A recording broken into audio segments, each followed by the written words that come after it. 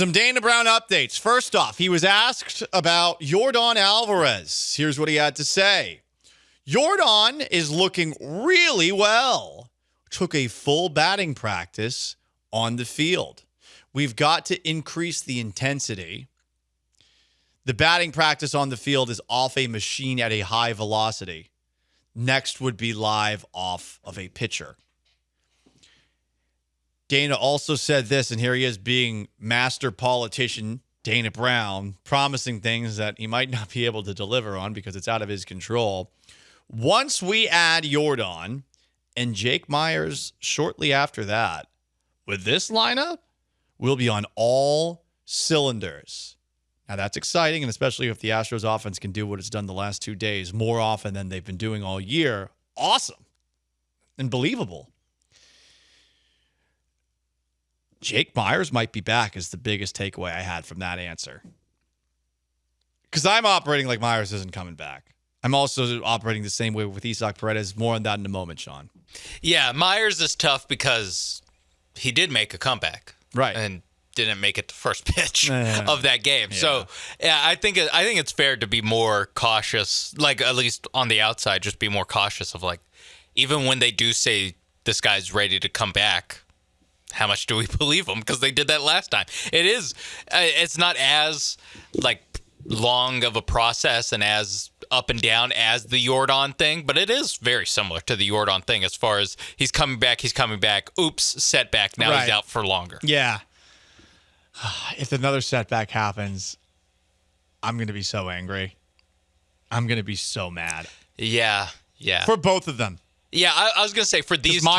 Because Meyers had his too. Yeah, for these two, they kind of need to come back. No questions asked. Yeah, and maybe the pitchers, it's a little bit different because of the injuries they're coming back from. And maybe handle it the way that they're handling Jeremy Pena, which they gave him an off day on Saturday with the hey.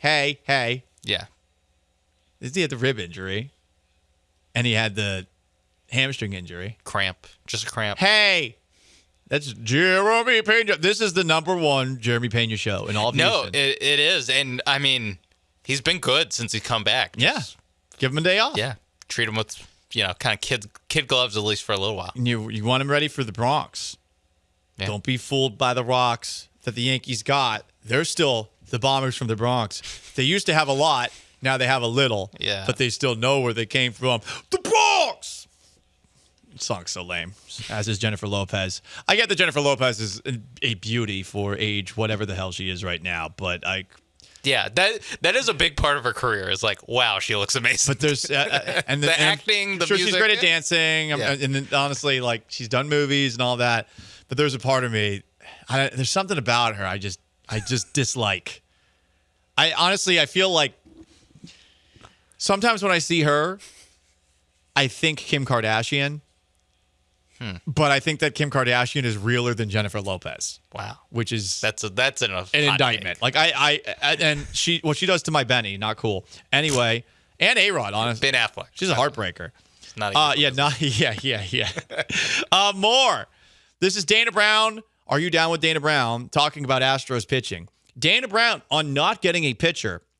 I would say getting these guys back off the injured list was a huge part of not doing anything at the trade deadline. Talking about Spencer Arrighetti, talking about Cristian Javier, who Joe Espada believes could potentially be pitching next week. So that's why they didn't get a pitcher at the trade deadline. What does Dana always say? The trade deadline acquisitions via guys coming back from the injured list are the best. This was him a couple of days ago. Oh. I have to find it. I forgot what day it was. Dana Brown will, more than anyone, tell you that somebody coming back from the injured list is like a trade deadline acquisition. So. And it's going to feel like a trade every time somebody comes off the IL. Hell yeah, dude. It is going to feel like Arrighetti. They just traded for Spencer Arrighetti today. Unbelievable. Gave up nothing. For Sugarlands. Yeah, for AJ Blueball. Sugarland Space Cowboys fans, after, winning not 1, not 2, but 3 titles last year. Yeah. They got to be pissed. Or are they the most spoiled fan base in all the sports? Because not only did their team win a championship last year, now Yeah, they've for had AAA prices, they get to see major league talent. They've had 3 major leaguers this week, like Jeremy Pena and Arrighetti and Javier. There's a game where Javier started that Pena batted leadoff. That's pretty fun, actually. That's what's going to happen next week. More from Dana Brown on Arrighetti today. He can get up to 80 pitches. I expect he'll be a little rusty. Wow, that's the most negative Dana Brown's ever been.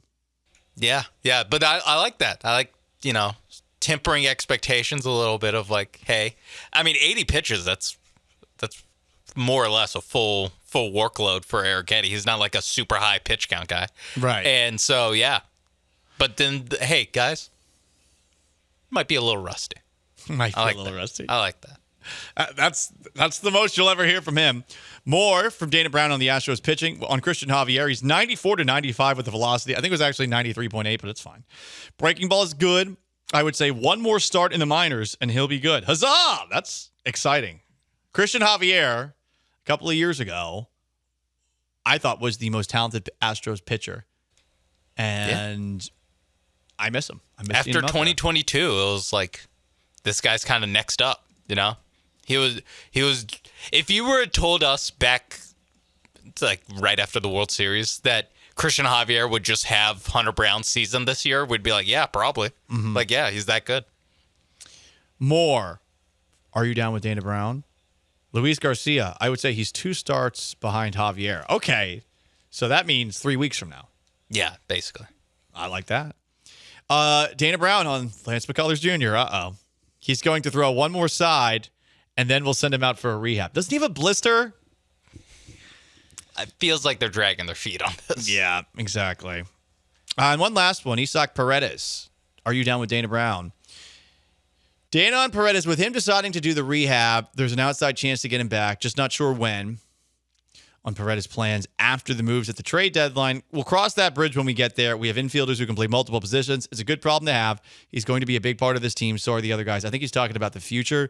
There's an article in The Athletic written by Chandler Rome where, hey, he's not getting surgery, but it's looking like it'll be an upset if he's back this year, even if he doesn't get the surgery.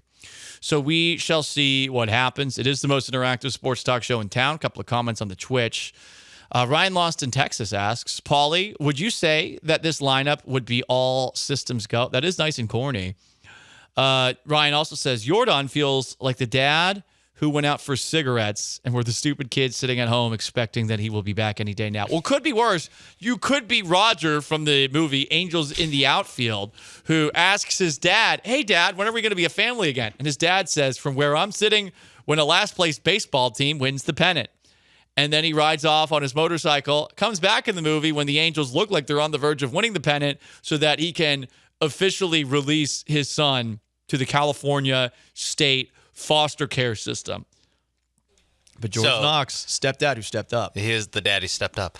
Yordan Alvarez said, yeah, when the Astros are up 5 games in August, that's when I'll come back. Yeah. And then all of a sudden, next thing we know. Oh, my hand hurts. Inflammation.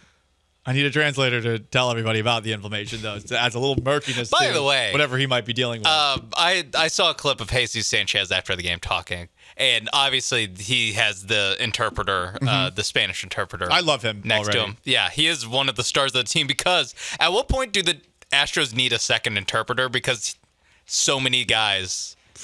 I mean, he talks to the media every night. Well, so he talks to the media more often than Altuve does. I asked somebody